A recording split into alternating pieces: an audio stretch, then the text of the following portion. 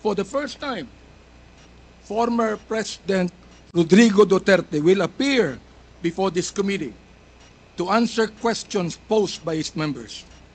I would like to begin by thanking him for his presence. Thank you, Mr. President, for coming here.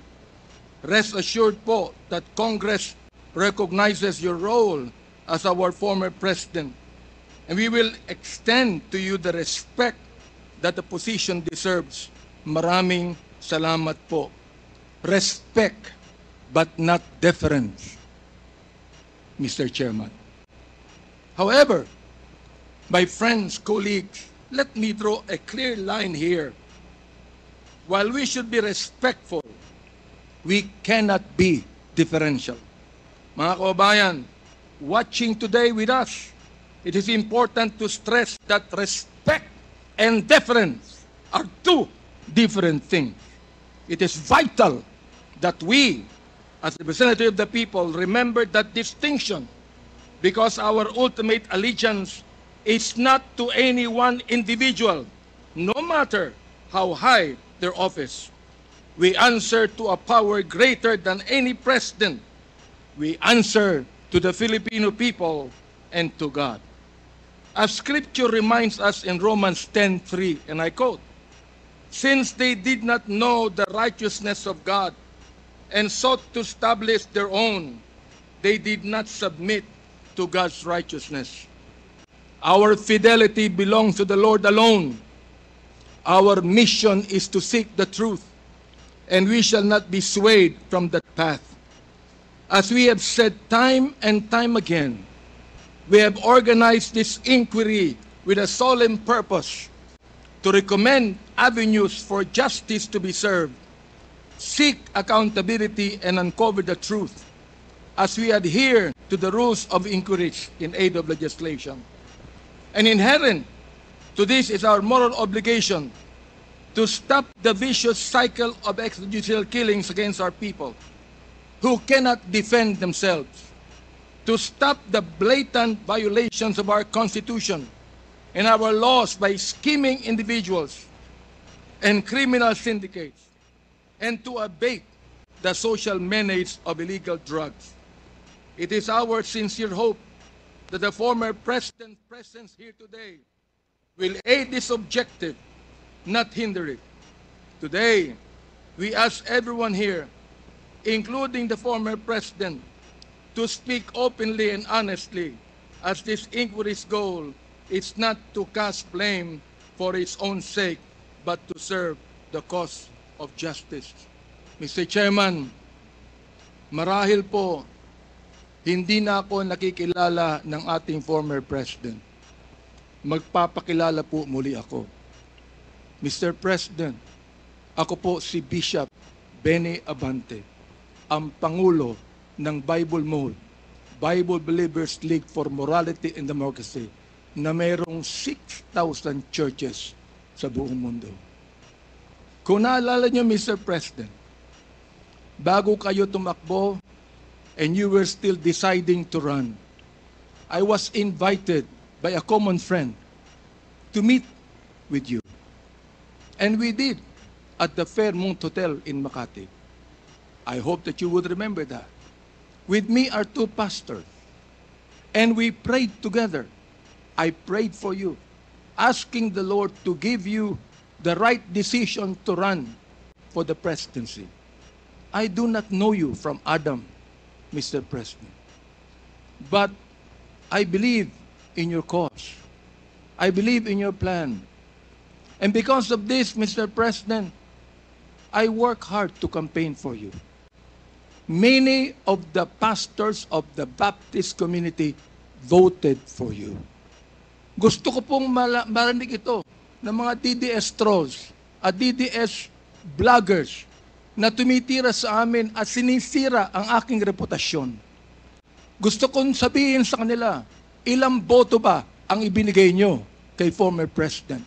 Ako po, Mr. President, libu-libong boto ang binigay namin sa inyo.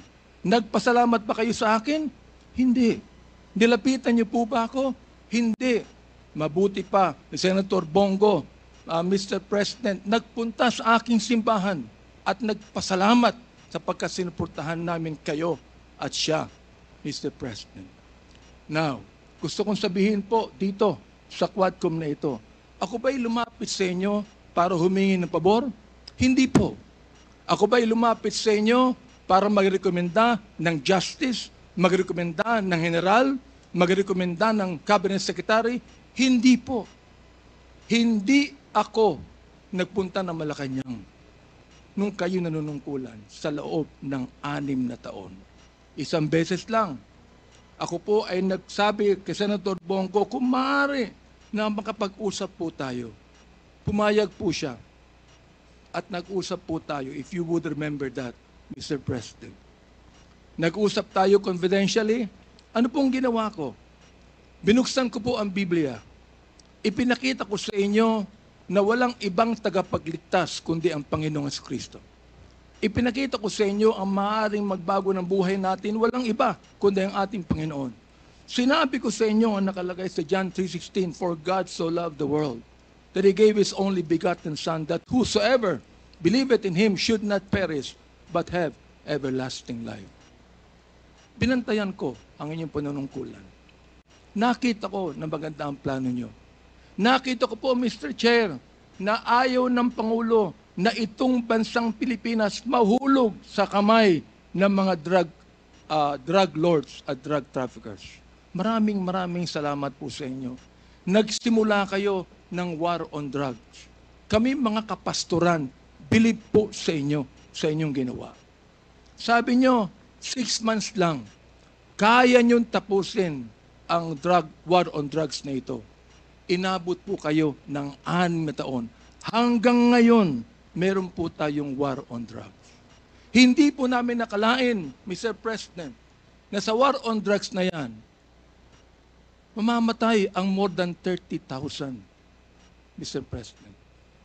Hindi ko akalain na more than 7,000 na mga drug pushers ang mamamatay sa kamay ng mga kapulisan at sa kamay ng mga riding in tandem. At sinabi po ng ating ibang kapulisan, at gusto kong sabihin, hindi po lahat ng kapulisan, sapagkat ang karamihan po ng ating kapulisan, mabubuting tao at nais protektahan ang bansang ito. Pero, ang ilang mga pulis pumatay po. At dito nag-testify ang ilan na merong reward system na inyong itinanggi nung kayo ay nag-testify under oath doon sa Senado. Ngayon po, bilang bishop po ng Bible Mode, hindi ko akalain na kinakailangan pumatay tayo na more than 30,000 people para masugpo po ang drugs sa atin. Aba, Mr. Chair, talo pa natin ang Mexico. Sapagkat ng Mexico, nakita ko wala pang 10,000 namatay. Talo pa natin ng Colombia. Naging killing fields po ang Pilipinas nung panahon ninyo, nung kayo nanunungkulan. Naniniwala po kami na dapat hindi manatili ang drugs dito sa ating lipunan. Subalit, hindi po ako naniniwala na dapat tayong pumatay ng more than 30,000 people. Dahilan dito, pinatay si Kian Alejandro. Ano ang kasalanan niya? Pinatay ang isang 3-year-old na bata na nahagip ng stray bullet dahilan pumatay sa isang drug pusher. Pinatay ang 9-year-old na bata doon sa Caloocan, Mr. President, Mr. Chair. Ang kanyang bala ay nandun pa sa kanyang katawan nung siya'y nilibing. Subalit anong sabi ng funeral service? Siya po'y namatay dahil sa pneumonia. Pinatay po ang isang driver ng tricycle driver sapagkat sinakay niya ang isang drug pusher. Yung drug pusher pinatay, pero yung driver ng tricycle pinatay din, Mr. President. Hindi niyo po alam to. Hindi niyo po alam to. Ngayon, meron pong isa dahil sa tokhang kumatok sa isang pintuan, hinanap ang isang taong nagngangalampilo na isang drug pusher. Hindi nakita. Pinatay. Yung pinagtanungan. Yung pilo, buhay pa, Mr. President, Mr. Chair. At naglalako pa, palagay ko, ng drugs ngayon. Hindi ko po maintindihan to. Hindi ko po maunawaan kung bakit ganon.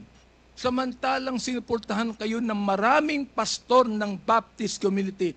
Ang ilang mga kapastoran po nandito at ilang mga pastor namin nanonood ngayon at pinapakinggan ang aking tinig, Mr. Chair. Ako po ay binabash araw-araw ng mga bashers ng DDS troll, ng DDS bloggers. Minumura itong taong ito. Sinisira ang aking reputasyon.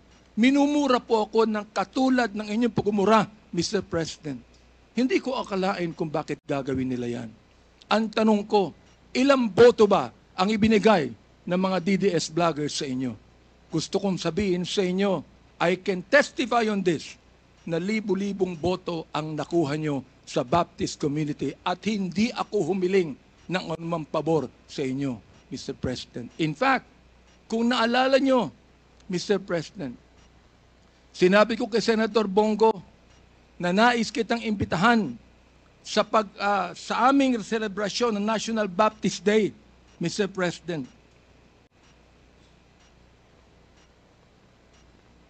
Dihindo ko lang po yung pakikipag-usap na ito ni Delga sa ating presidente para po makapakinig po sa akin ng tama. Inimbitahan ko kayo. Nagpunta ho kayo, Mr. President.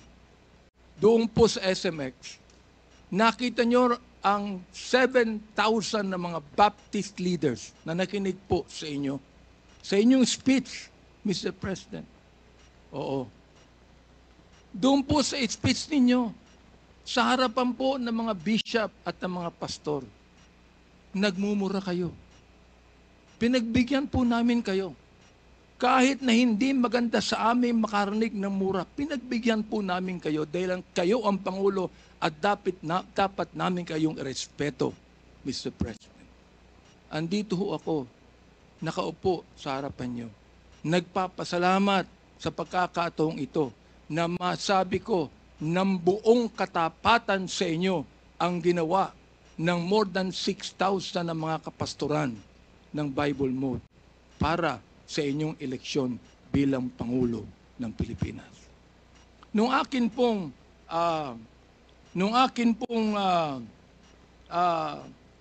nag-file ako ng bill, Mr. President, yung pong tinatawag nating Republic Act 11897, an act declaring the second Thursday of January of every year as special working holiday to be known as National Baptist Day. Sinuportahan po ito ng lahat ng mga congressman. Sinuportahan po ito ng lahat ng mga senador. Okay. At nilagay po sa inyong opisina. Pinirmahan nyo ba ang bill na yan? Hindi po. Naging batas yan because it lapsed into law after 30 days. Pero, okay lang po sa amin yun. Okay lang po sa amin yun. Yun na lang siguro ang maaaring pasalamat ninyo, Mr. President, sa amin. Bilang pagboto namin sa inyo ng mga libo-libo mga Baptist leaders at Baptist members sa buong kapuluan. Hanggang ngayon, nirerespeto po kayo ng aming kapastoran. Hanggang ngayon, pati yung kapastoran po namin sa Mindanao, ginagalang kayo. Marami kami pastor sa Davao na ginagalang po kayo. Bakit po? Sapagkat kayo ay naging Pangulo ng Pilipinas. Ang kahilingan lang po namin dito, Mr. President, habang kayo po ay kinakausap namin ngayong umaga, ang kahilingan lang po namin dito ay sana po naman respetuhin po ninyo ang Quadcom hearing na ito sa pamamagitan ng hindi paggamit ng mga vulgar words, Mr. President. Sapagkat gusto kong sabihin sa inyo bilang warning na kapag kayo po ay nagmura sa Quadcom hearing na ito, I will make a point of order on you. Meron po akong batayan na batas sa tinatawag po nating disturbance of proceedings. Gusto kong basahin doon po sa Psalms 109, 17 to 18 and 28. Hindi ko alam kung naniniwala kayo sa Diyos. Hindi ko alam kung naniniwala kayo sa Biblia. Samantalang sa isang pagkakataon, tinawag niyo ang Diyos na stupid, Mr. President. Tinanggap po namin yan sapagkat kayo Pangulo. Oo. At nagpapasalamat ako. Hanggang ngayon po, buhay pa kayo. Kahit na po tinawag niyo ang Diyos na isang estupido, Diyos. Hindi ko alam kung katanggap-tanggap yan sa lahat na mga nakikinig sa akin ngayong umaga. Pero ito po, gusto kong basahin sa inyo bilang isa rin namang warning. Sa wikang Tagalog, babasahin ko. Sapagkat iniisip niya, ang manumpa, ang magsabi ng masama, kaya darating yaon sa kanya, sapagkat hindi siya nalugod sa pagpapala, kaya't malayo yaon sa kanya. Dahil binihisan niya ang sarili niya ng pagsabi ng masama o pagsumpa na gaya ng kanyang sariling damit, yaoy papasok sa kanyang kalooban na gaya ng tubig at gaya ng langit sa kanyang mga buto. Hayaang sumumpa sila. Hayaang sila ay magmura. Ngunit magpala ka. Ang kahilingan po namin ngayon, Mr. President, sana po, imbis na mura ang marinig namin sa inyo, sana po, bigyan nyo kami ng pagpapala sa Quadcom na ito. Sapagkat hindi personalidad ang tinutukoy namin dito. Ang tinutukoy po natin ito, issue na kinakailangan po natin tuldukan sapagkat ito po'y kailangan ng ating bayan. Kapag sila'y bumangon, sila'y mapapahiya, ngunit ang iyong lingkod ay magagalak. Yan po ang sinabi sa Salmo, Mr. Chair, Mr. President. Salamat po sapagkat hinayaan niyo ako na magsabi sa inyo ng buong katapatan na walang halong anumang pagkukunwari, Mr. President. Ginagalang ko pa rin po kayo. Hindi po dahilan ay kayo, kundi dahilan sa minsan naging Pangulo kayo ng Pilipinas. Kaya nga po ang aking opening remarks is what? Respect, not deference. We are not here to give you obeisance. We are not here to give you obedience. We are not here to submit to you. We are here as equal members of this House, Mr. President, Mr. Former President. You are now a private citizen. And I hope and pray that you would give us equal respect as we give you equal respect today. Maraming salamat po, Mr. Chair. Ang susunod po na magsasalita ay si Miss Christine Pascual. 2 minuto lamang po, Mrs. Kung maaari. Magandang umaga po sa inyong lahat. Ako po si Christine Pascual, ang nanay po ni Joshua Lacsamana po. Na nangarap lang po na isang maging gamer at napagsabay naman niya po yung pag-aaral at ang kanyang kahiligan. Natanong ko lang po kasi sa aming mga nanay, kung hindi rin po, sana po, naging batas ni Mr. President po, ang pagpatay na walang makukulong, sana po wala pong maraming namatay na ganitong inosente mga bata po. At lalo din po kami nasaktan ng kalooban nung time pong nalaman namin na may reward. Parang ganun lang po, napaglaruan yung buhay ng mga mahal namin sa buhay. Kaya, kay biro man po o hindi, ang nasabi niya pong batas niya, hindi rin po maganda sa aming kamukha namin mga mahihirap. Kaya lang po, lumalakas din ang loob namin. Ito na lang po yung paraan sa kamukha namin mga mahihirap. Kung paano po manawagan sa inyo at buksan po ang puso nyo. Na hindi po biro hanggang ngayon ang nararamdaman namin. Nagmahal lang po kami ng mga pamilya namin. Kaya ganito po kami lumalaban. Hindi sana magkakaroon ng ganitong maraming namatay ko. Na-disiplina po agad ang ginawang batas po ng ating presidente. Salamat po. Okay, maraming salamat po, Mrs. Ang sunod po ay si Miss Lore Paslo. Lore Paslo po. Pasko po. Lore Pasco, may 2 minuto po kayo, ma'am. Magandang umaga po sa lahat. Ako po si Lore Pasco. Nanay po ako ng 2 anak ko na pinaslang. Ano po yan? May 2017. Ito po ay isang security guard at ito naman po ay binata. Ang masakit po ay 4 po yung naiwan. Mahirap po sa amin talaga na hanggang ngayon po ay walang hustisya dahil po wala talaga pong masusing investigasyon para doon po sa mga pinaslang.